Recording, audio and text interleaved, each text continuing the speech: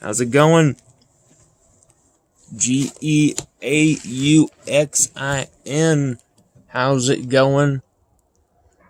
This is the first ever LSU Odyssey Odcast with Lon Phillips Sullivan, your host. How's it going, everybody? Well, I look at the 2021 season and I have, one word comes to my mind. I don't know what word comes to your mind. Tell me below in the comment section, wherever you're seeing or hearing this from. Tell us what word comes to your mind. But for me, the word that comes to my mind for 2021's LSU season, revenge. Revenge. It's about proving that 2019 was no fluke, and that 2020 was. It's about proving that, LSU is beyond a growing national power. We're ready to contend with Alabama year in and year out, and it's not necessarily about proving it to the rest of college football. Think about that. The college football world is going to doubt LSU and rip on LSU year in and year out. We're used to this. Well, they're not going to see us coming again this year, just like 2019. Just like in 2018, no one saw us winning 10 games that year. No one saw us playing a New Year's Six Bowl that year. No one saw first-year Joe Burrow upsetting number 2 Georgia. No one saw Joe Burrow winning the Heisman Trophy. No one gave us credit. They mocked Coach O. They mocked LSU's program. They mocked the state of Louisiana.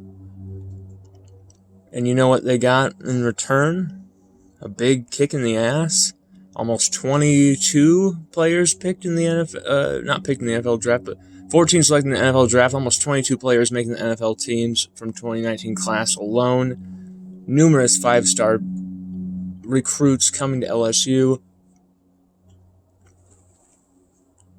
Number 3 ranked class in the nation in recruiting in the 2021 class. Number 3 ranking already in the 2022 class upcoming, with LSU expecting to hold that top 5 ranking. It would take unforeseeable circumstances for LSU to be dropped out of the top 5 rankings right now with where things stand in 2022, with what LSU's doing to the local talent, just sending offers everywhere to the local talent. But if you're an LSU fan, 2021 has got to excite you. On many levels. We're stacked at quarterback. We're stacked at running back. We're stacked at receiver. We have a defensive coordinator who knows what the hell he's doing, who's hungry, who knows how to teach, who wants to teach. We have assistant coaches who are among the best in the game. Corey Raymond. Corey Raymond is unbelievable. And I think Bill Bush made him look bad last year. There was a lot of criticism going Corey Raymond's way. And even I was wondering what's going on because there wasn't switches being made. But I think Corey Raymond was doing the best he could with the hand he was dealt. And from what I heard, within LSU HQ, with these sources who have been dead on with almost everything they've told me. I mean, the only thing they've missed on was Marcus Freeman, and we all know what happened there. That's not on anybody from LSU for missing that. That's, Freeman told them one thing and then did another. That's what happened, but, no harm, no foul. We got the best guy for the job. But that's the thing, is LSU is in a great spot here because they've hired the right guys. Coach O, Scott Woodward, they've gone in, they've got the perfect people in position. We knew Austin Thomas was coming. I think Austin Thomas had a lot to do with these hires before he was even announced. I knew he was already working before he was announced. He was already well entrenched back at home and back at LSU. And it's great to see Austin Thomas back. But, Durante Jones coaching this defense. Andre Carter with his defensive line. If you're an LSU fan and you're not excited by that, I don't know what. Just go be a Bama fan. Like, listening to the way Durante Jones talked to T-Bob, Hebert, and Jacob Hester on off the bench today, it was riveting. Once again, talking about wanting a violent defense.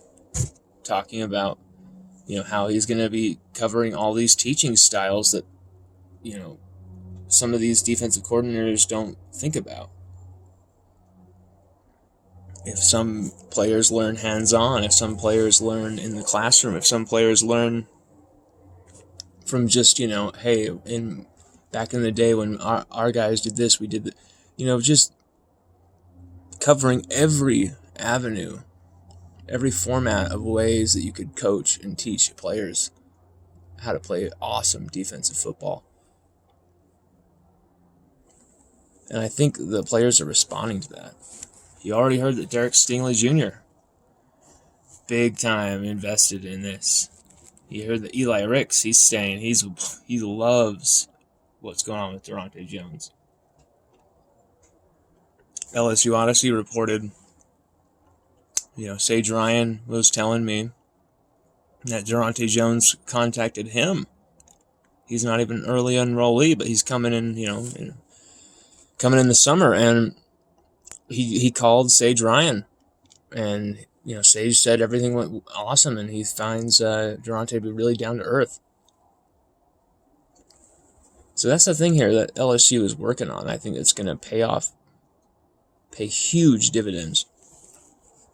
Yes, LSU fans want to know the X's and O's, who's going to start, what the defense is going to look like, what the offense is going to look like.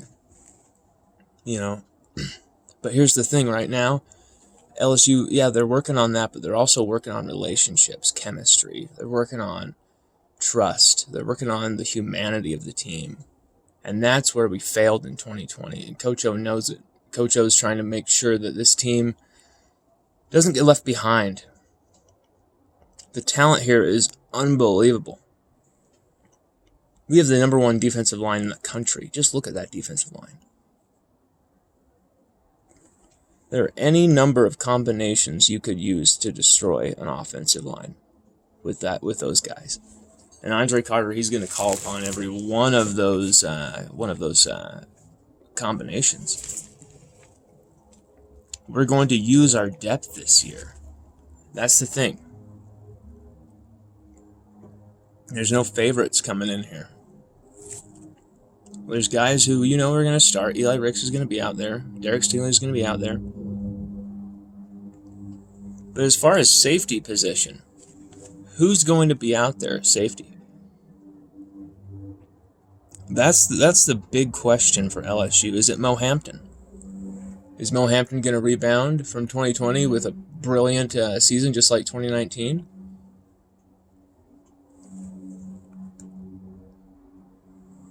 Mo Hampton has all the tools.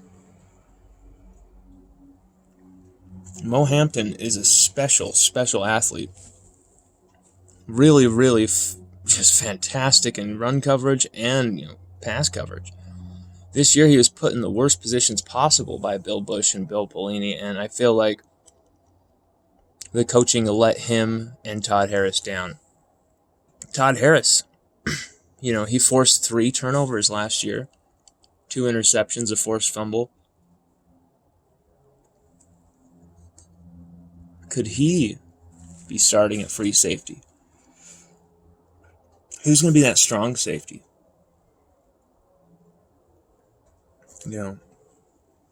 Who's going to play that strong safety position? Are we going to move Mike Jones Jr. there? Is he going to stay at linebacker? It seems from what I've been hearing in LSU HQ is that Micah Baskerville is going to be the starting Mike linebacker. Blake Baker sees a lot in Micah, sees a lot of leadership, a lot of communication. He's really favoring him in that position. He's also favoring Damone Clark. I think he really believes in Damone Clark having a rebound year, and that, Carter the Power made a great comment in one of his recent videos. And we gotta hold Blake to this. Carter said, Blake Baker in his press conference said that he knew that LSU were playing with the wrong technique for the linebacker position.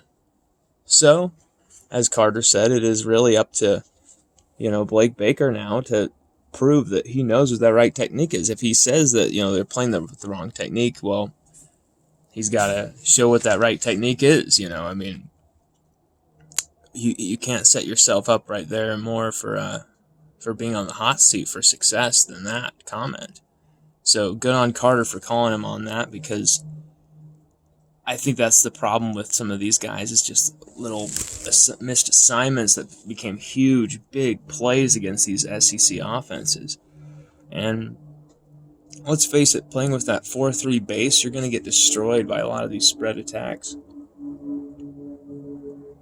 And there's sometimes we would not stop it with the front four, middle three linebackers, cover two for safeties. It was just way too easy. There's that huge gap over the middle to attack every time. Easy to manipulate when you just put a single guy in motion. And for some reason, there's just lack of communication, just pre-snap confusion at its worst. Almost comical. But as LSU fans, it was a nightmare. And I can see that being completely turned around by the work that they're putting in right now. They're putting on a lot of work in conditioning, though. Tommy Moffitt, this is his time of year. He's running the show.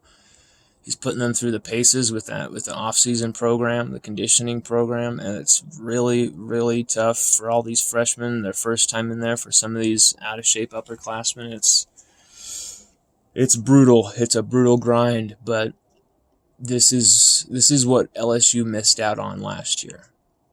We lacked conditioning. Teams wore us down badly. You can just look at the rushing statistics to prove that, but go look at the footage. I mean, you can just see it. LSU actually, we forced a ton of 3-and-outs. We were actually really, a sharp third down defense by the end of the season. But the statistics did not matter because teams were destroying us on first and second down with 60, 70-yard plays and quick 2-minute touchdown drives against us. 30-second touchdown drives against us. It was outrageous. And I can see that big play ability just being completely swallowed whole by this defense if used to the peak of their powers. Looking across that defensive line, you can only just be absolutely excited about what LSU has there. I mean, we didn't even see Jacobian Guillory, really, and he's an absolute savage. Moving over to the offense, looking at the running backs, this is the year for Ty Davis-Price. I feel like he's going to have that breakout year. Coach O was already talking about, they're going to call a lot of outside running plays more this year, and that's where that's his strength. People think of him as an inside running back, a power back, but that's only half of what he can do. You're only using half of his capabilities when you do that. if you look at his biggest rushing plays over the course of his LSU career, this is a guy who breaks it to the outside and creates a lot of holes on the outside himself from some of those broken protections this year, and would just gut it for the outside and just destroy teams, burn them. And if they run it outside more with him, and the offensive line, chemistry is better, which it will be now that the starting lineup has a second year together. It's just, it will. They're too talented for it not to be. I think you'll see a great year out of Ty Davis-Price because of this improved offensive line play. I mean, he was left in a lurch on a lot of rushing plays, just run into hits from telegraphed plays. We did not use him to the best of his abilities, but you could see it against Florida. Ty was about to run for about 150, 200 yards on the Gators that night, and I mean, he's an absolute specimen. He's great in the passing game as well. And then you got even John Emery, Kevontre Bradford, Josh Williams. And then you got these two new freshmen, Corey Kiner, Armani Goodwin. I mean, it's outrageous. Corey Kiner is an absolute touchdown machine. 116 rushing touchdowns in his career, 125 total. That's a joke. That kid is unbelievable. And then at quarterback, you are just stacked. I mean, any of these four guys could start. But here's the thing. If Miles Brennan or TJ Finley do not get that job, expect them to transfer. I mean, it would be crazy if Miles was willing to give up a year of eligibility as a backup quarterback. He's been so loyal to LSU, he doesn't owe us anything more. So this quarterback battle is going to be intense. And here's the thing. Whoever gets the job is going to be amazing because of this. Their LSU careers are on the line for some of these guys. So you're going to see intense competition at that spot. And right now, I'm really kind of going back and forth between Max and Miles, but I feel like Max is the complete guy. TJ, he has an unbelievable array of talents. It's just the turnovers that really, how he would react to the turnovers that got to me, and it seemed like the game would be over quick once he made a single mistake. But, he was young. He can still recover from that. So, whether it's TJ Finley, Garrett Nussmeier even, Miles Brennan, or Mad Max Johnson, whoever gets that job is going to be in fine fettle. Because iron sharpens iron, and at LSU, it's the sharpest here, And at receiver, we are loaded. Kayshon Boutte, the number one guy, I mean, are you kidding me? This guy is absolutely outrageous, and he knows he's the number one guy, and he's walking with that. He has that character.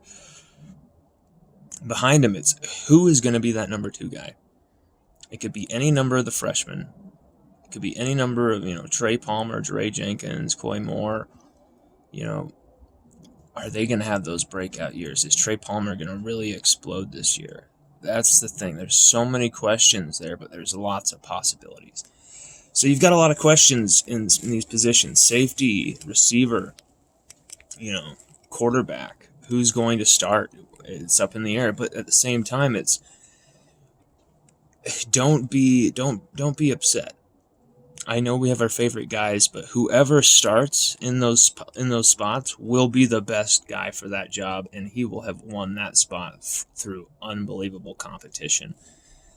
And, in behind, on the bench, will be an unbelievable litany of talent who are just chomping at the bit to get in there. So if you're a Tigers fan, be excited. There is so much to be excited about with this 2021 season. I know there's a lot of stuff in the background, the federal investigation into the Title IX stuff, which LSU absolutely needs to get cleared up. And they know it.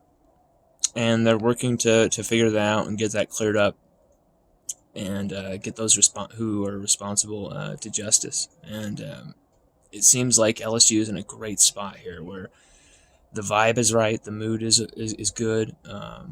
Everybody's working hard and focused, but there's a lot of laughing, a lot of good-natured joking, a lot of people getting to know each other, and it's a really good sign here at LSU. And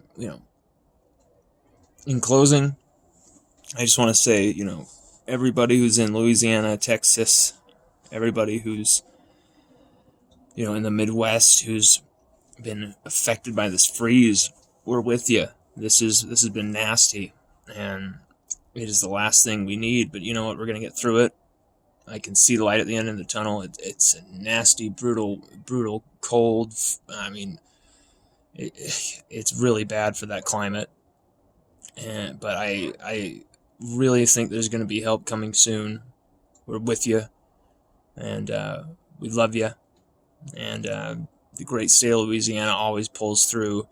But everybody, please send your help down to Lake Charles area. They've been hit hard.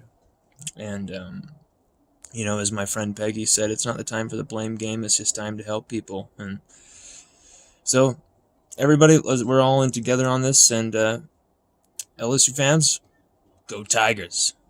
It's going to be a great year. It's going to be an exciting year, 2021. We're going for a championship. And make no mistake, that's the bar. We're going for a championship. It's all about revenge.